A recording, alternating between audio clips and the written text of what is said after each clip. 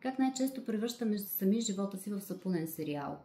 Играйки една от трите роли – агресор, спасител или жертва, ние влизаме в триъгълника на Карпман, който е най-разпространеният социален модел на взаимоотношения, в който хората непрекъснато се изтощават един друг, опитват се да вземат надмощие, черпят ресурси от другия по нездравословен начин и влизат в съзависими отношения. Има ли изход от триъгълника на Карпман? Да, има, но нека първо да разкажа с няколко думи кой какъв е в този триъгълник. Всичко започва от жертвата.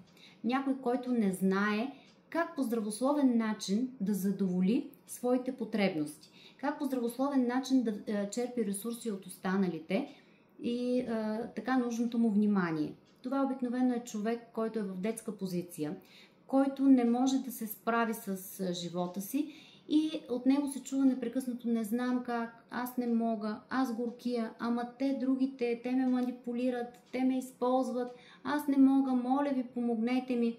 Всъщност той няма нужда да бъде спасяван, той няма нужда от помощ, жертвата има нужда от внимание и си го получава по този абсолютно нездравословен начин. И когато имаме жертва, съответно се появява и агресора или тиранина, този, който се дразни на жертвата, този, който се възползва от нейната слабост, критикува я и съответно наистина изпълнява ролята на тиранин. Тя си получава това, което желае.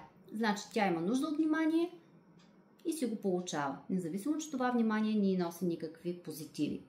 И тогава, когато имаме отношения жертва-агресор, съответно се появява рицаря на бял кон или един спасител, който никой не го е викал, никой не е имал нужда от неговото спасяване, но той пристига, за да спаси жертвата. Жертвата обаче, както казахме вече, тя няма нужда да бъде спасявана, тя дори не желае да бъде спасявана. И тогава спасителят изпитва едно абсолютно вътрешно неудовлетворение, че той не е забелязан, че на него не му е отчетен факта, че той е дошъл да помогне.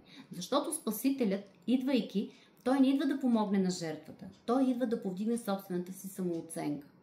И когато той се появи така на бял кон, спасявайки някого, очаква да получи аплодисменти.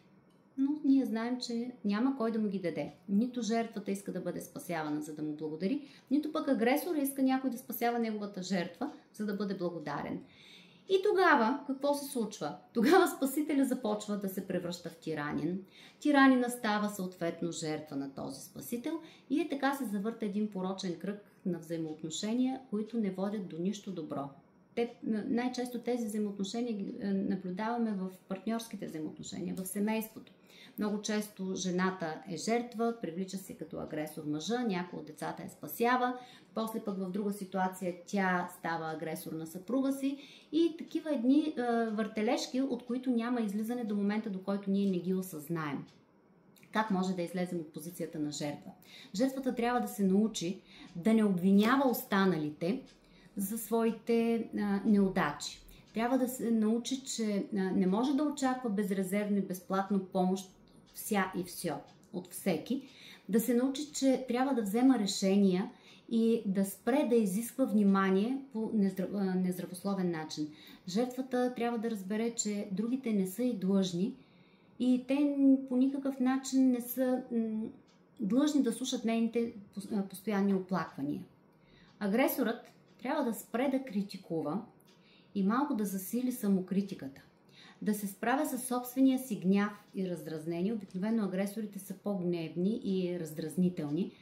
Да признае правото на другите да имат свой собствен живот и също така да спре да обвинява околните за проблемите си. Да се постарае да не се бърка в работите на другите и ако иска да въздейства на някого, да започне с себе си. Защото жертвата всъщност агресора много обича да получава.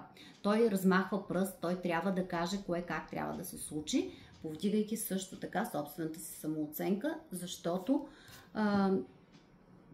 той по този начин задоволява също своите потребности от самоутвърждаване.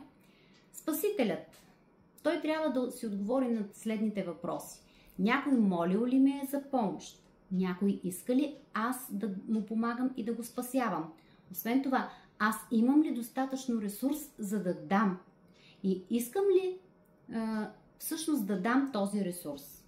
Защото отговорът дори на един от тези въпроси да е не, то спасителят трябва да се въздържа от спасяване, да спре да поема отговорност за другите хора, никога да не прави нещо, което не са поискали от него,